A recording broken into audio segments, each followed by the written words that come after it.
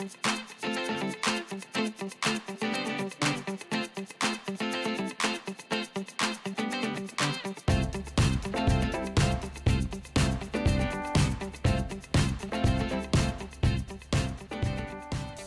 following video has been created to explain how to answer a concept-based learning question. Therefore, the video includes what a concept-based learning question is, what paper it is in, and how many marks it is worth, how long they should spend on it on exam, what concepts will be assessed, what research the students need to do and what is the business that they need to investigate, how to answer the question, and how the question will be marked.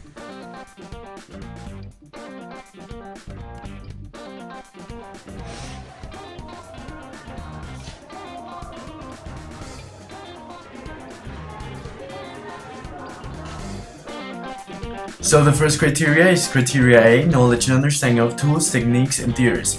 In here, the criterion addresses the extent to which the candidate demonstrates knowledge regarding the understanding of different relevant business management tools. It is divided into 4 bands, and keywords that we might find inside this criteria would be superficial, satisfactory, and good. Then we have criteria B, which is application. This criterion addresses to what extent the candidate is able to apply all these relevant business management tools, techniques, and theories into the case study.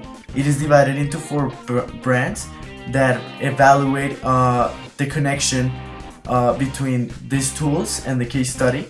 So the first keywords that we can find would be connection is inappropriate or superficial. In the second band we can find but this connection is not developed. The third band, the connection may lack of depth or breadth. And finally in the fourth band, the connection is well applied. And the examples that are given are appropriate and illustrative. The third criteria is criteria C, reasoned arguments, which assesses to what extent the candidate is able to make reasoned arguments.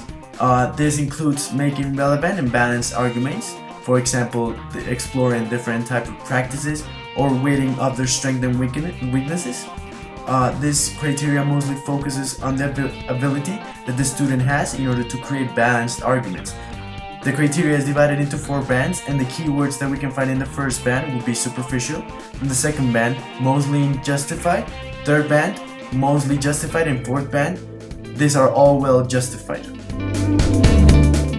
The fourth criteria would be structure. In here, it is assessed to what extent the candidate is capable of organizing his or her ideas with clarity.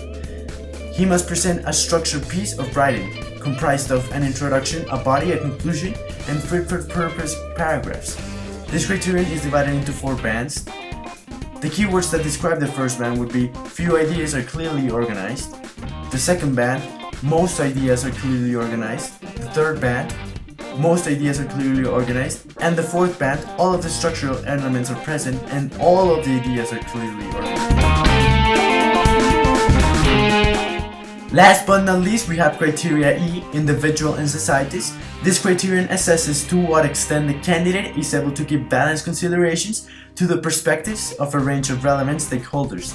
The students must include individuals and groups that are internal and external to the organization. This criteria is divided into 4 bands, and the keywords or paragraphs or sentences that might describe the first band would be one individual group is considered superficially or inappropriately. The second band, one relevant individual is considered appropriately, but the others are considered superficially or inappropriately.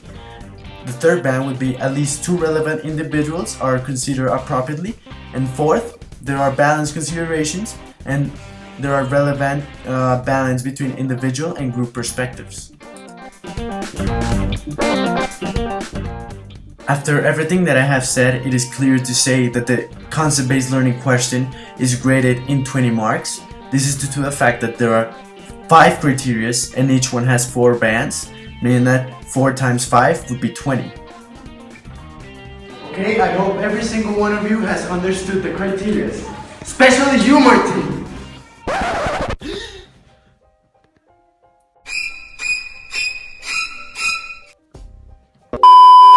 The task!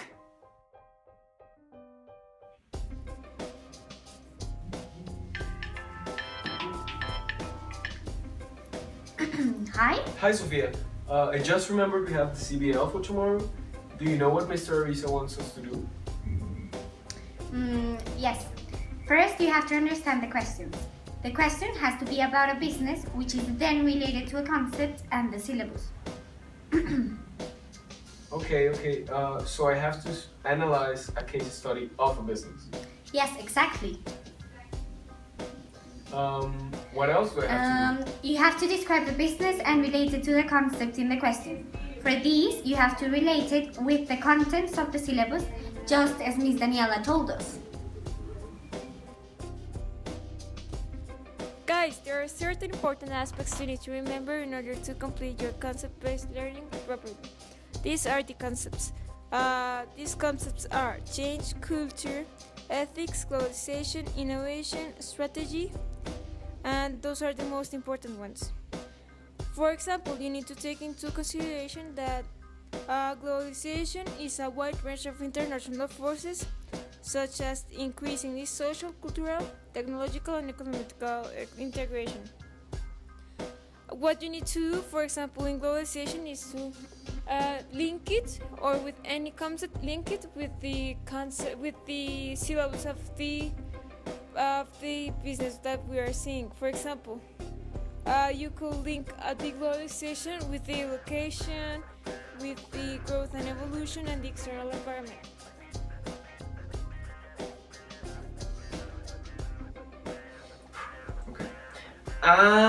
Okay, I got it. So I have to use Dirk to answer the CBL question. But Dirk was defining the key terms regarding the question. That's D. Explaining the definition in terms of the case study. That's E. Relating the key terms directly with the case study. Using examples from the case study to make the connection, that's R. Then I have to mention the positive and negative consequences. And last but not least, I have to conclude by doing a summary of my ideas. Alright, if I'm not wrong, this is gonna appear on paper 1, so it is important for me to remember it. Okay, Dirk, I got it.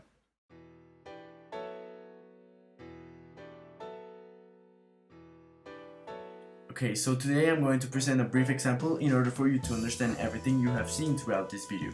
It's gonna be really brief, so I'm gonna start. So here we have a CBL that says, with reference to one organization that you have studied, examine what changes globalization brings about in the management of human resources. In this case, we have one concept, which is globalization, and then we have one content that involves that concept, which is human resources. We're also talking about change. It is also really important to take into account that while you might take into account one concept, you can relate that concept to other concepts as well. So first, the student is relating this concept to Unilever, and in the first paragraph we can see that he's describing the business context. Then he starts talking about how are these human resources applied in Unilever to create globalization, and then he doesn't only talk about the good things about how they apply these human resources, but he also talks about the bad things. How are they applying these contents that influences the concept.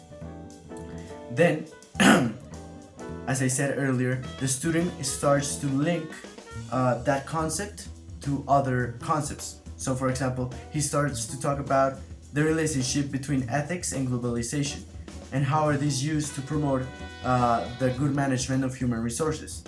Then he also talks about different parts of the syllabus of business, and he also talks about certain economies of scale.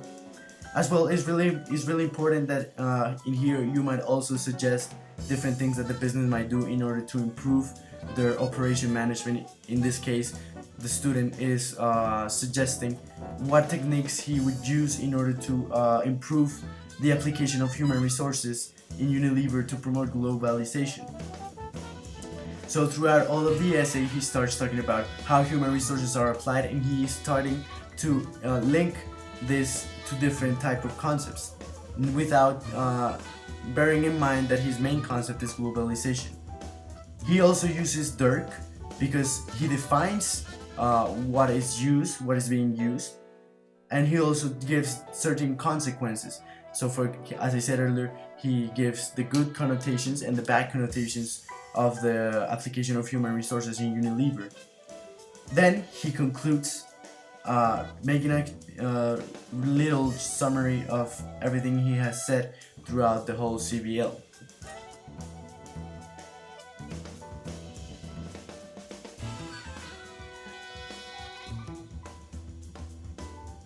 To conclude, it can be said that the concept-based learning question must relate to a business and a concept from the syllabus.